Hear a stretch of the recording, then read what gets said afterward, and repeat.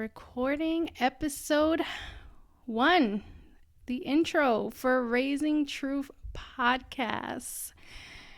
Wow, we took a lot to get here, but we are here. We are doing this one way or another. I believe to be obedient in all that the Lord is giving you.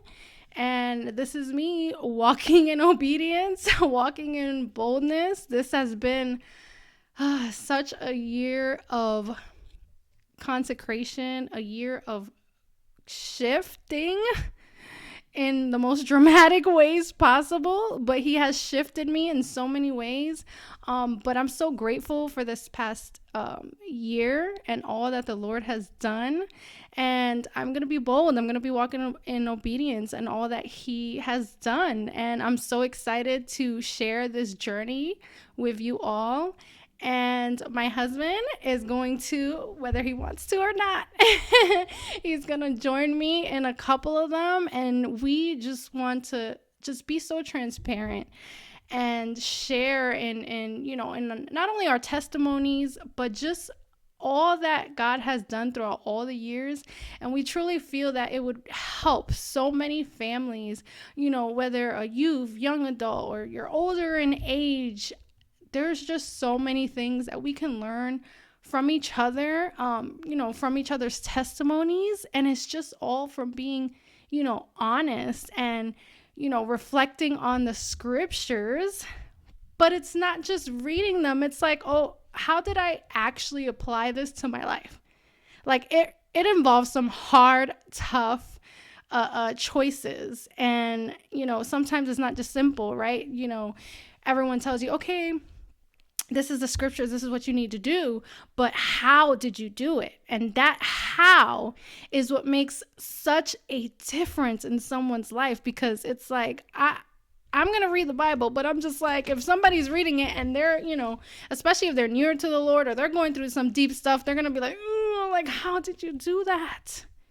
And I feel like it's so powerful when you can share those hows. Like how, give me an example. How did you do that in your life? It's not to say your life is supposed to look like mine, but it's just be like, wow, like, okay, if you did it, I can do it. If God did it for you, he can do it for me.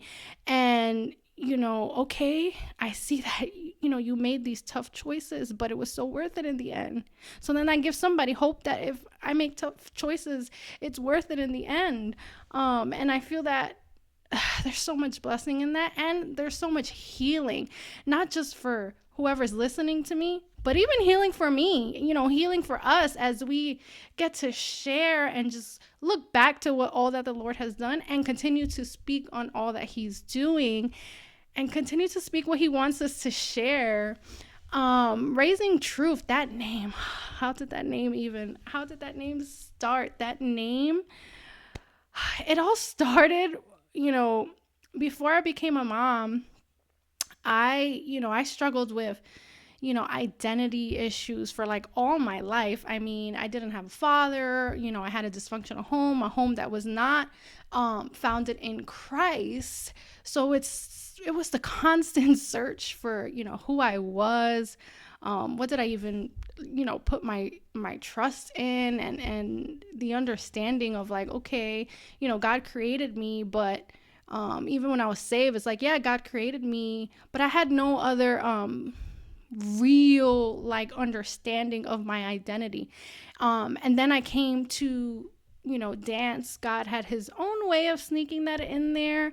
That's a story for another time. But, at some point, then that became my identity, and I'm grateful because he used that, and he still uses that to minister to me. And he used that to pull me out of the world. But I founded my identity at some point, right, into being a ballerina. So that was like my name. Everyone knew I was a ballerina. I was obsessed with ballet. And my identity was in that. And then at some point, fast forward, I became a mom, and then my eyes just like, oh my God, it was like the Lord, just like unveiled, like took the veil off my eyes. And I was just like, Everything I knew was different. There was no thinking how I did before. I just was like, oh my God, what is this? I'm a mom now. I'm responsible for another human being. But it was like, oh my God, I'm another person. And I was like, okay. But then it's like, at the same time, this hunger that grew in me of just getting closer to the Father, understanding like how he operates as a parent, it instilled this hunger in me of like, I want to get to know him more. I want to be like him more. And it's like this fearlessness that it's almost like you really can't explain. If you're a parent, you understand, right? Like, nobody messes with your kids. So it's like that hunger that grew like, okay, I want to be more and more like my heavenly Father. I'm understanding more how he is as a parent, right? Who he is as a parent. But then it's like, okay, now I'm understanding my identity in him, but I also have this newfound boldness, this newfound courage and fearlessness in him that now I'm like, okay, nothing's going to come. I'm not going to let my child be affected by anything in this world, nothing. And it's that I can't even explain. It's like a boldness and a courage that is just, you can't extinguish it because it's so fiery that it's like, nobody's messing with my child. I am not conforming to the things of this world, not one bit, like not even a little. I don't feel any inkling, any type of leniency to try to be like, oh, well, but the parents, these parents do this, or, the world, the culture is allowing kids to do this or do that or the other. And I don't feel, not in the slightest, convinced to lean to that other way.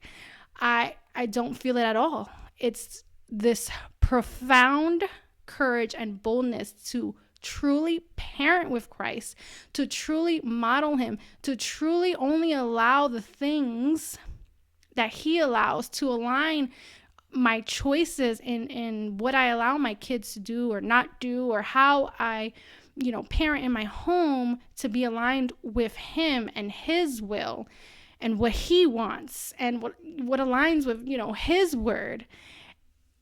And then came Raising Truth. So I changed my name from, ballerina.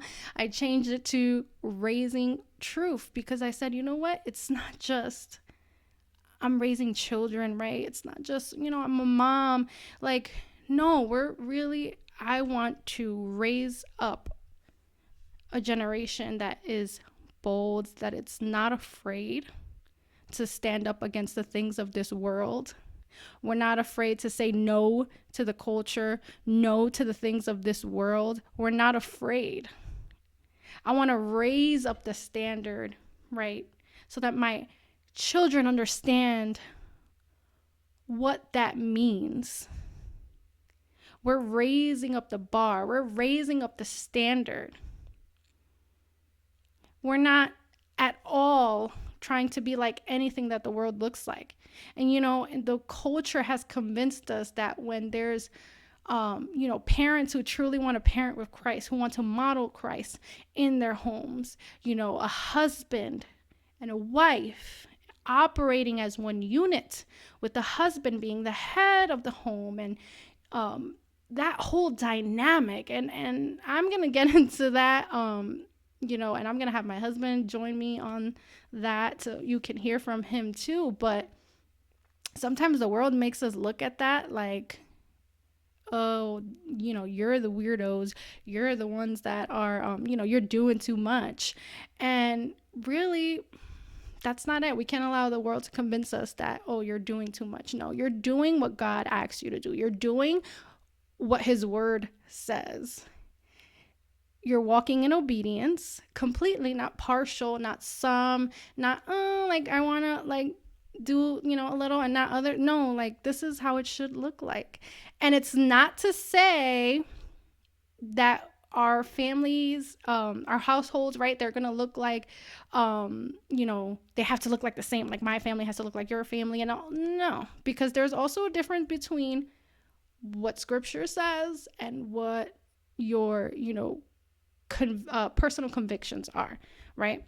And I'm not here to debate that, but there is a difference, and I want to be clear that I do also have my own personal convictions, just like anyone else. But there's a difference. I'm talking about the biblical examples. And that's the part that, like, we can't shy away from. Like, truth is truth, real truth, His truth. And when I changed my name to Raising Truth, it's just really of that, of just living my life as an example of His truth and the way He wants us to do, that. And growing up, it looked very different, right? I, came from a home that was, dysfunctional in a lot of ways. I was the only one saved when I did become saved. I was the only one. And there was a lot that came with that. It was hard. It was a lot of opposition. It was, a lot of temptation. It was a lot of fighting, right? My flesh, and also learning, right, God and how I should, walk, right? My Christian walk.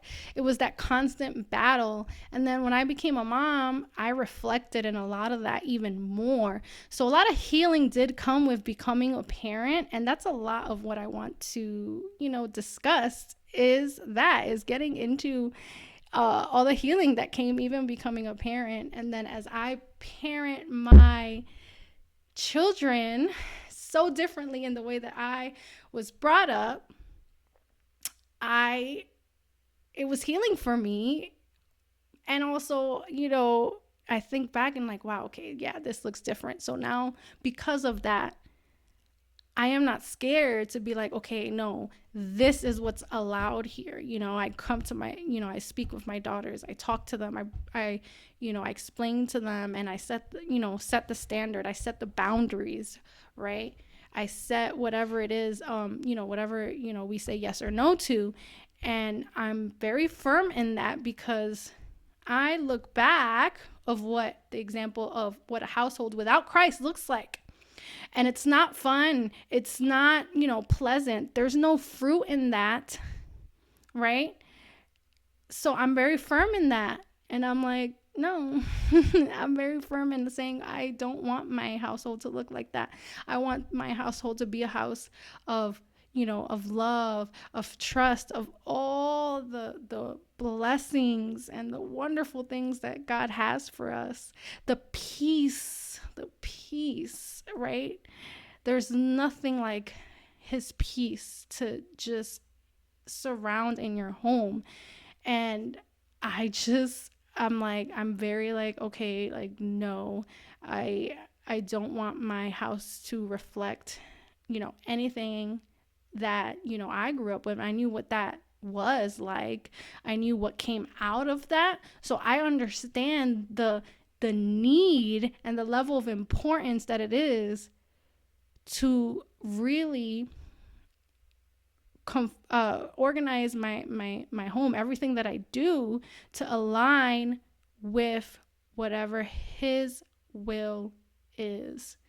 And I'm so passionate about that I truly feel that sharing some of these choices, sharing some of these experiences can truly help somebody. Because sometimes you want to, but you're still living in that fear, right? They're twofold. There's fear of like really just being cutthroat about your decisions and cutthroat about, those boundaries, right?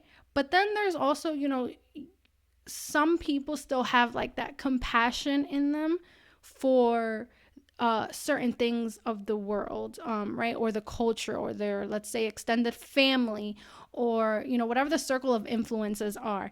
They have a bit of compassion, right? But there's a difference between, right, you having your boundaries and being, respectful about it. But then there's you're conforming. Now you're shifting your beliefs and your foundation based on other people, based on the culture, based on whatever circle of influence that you have around. And that's not it. God didn't call us to walk with our heads down. He called us to walk with our heads held high, saying this is how it needs to be. But then he also shows us what we get out of it. So if you focus on, okay, these are the blessings that come out of that, these are the rewards that come out of that, then you have to be firm. You have to be very firm in your boundaries and in what you allow and don't allow in your homes and, in your lives. Our goals are to please him, to be in his will, and we shall live a blessed, right, life in him. And I'm excited to be able to share that. And I'm being, again, obedient and bold in it. There's so much to share, and I'm so excited to share just everything, right, that I feel that would bless somebody, that would truly bless somebody and help somebody, go through, the motions of life. And, there's so much healing in that. And, for us and for whoever's listening, I pray that the healing journey is about to begin. I pray that boldness is about to be imparted on everyone who listens. And, I appreciate all the support in this journey. I truly love God with all of my heart, and all that I do, I want us to please him, and I always want to make sure that I'm doing everything that he asks of me, that I'm doing. I'm constantly striving to continue to put my own self aside and what my wants and wishes are. And God kept nudging me, like, there's a lot to share there. This didn't happen all in one night or one day. Like, it was a journey. And I'm so excited to share. Me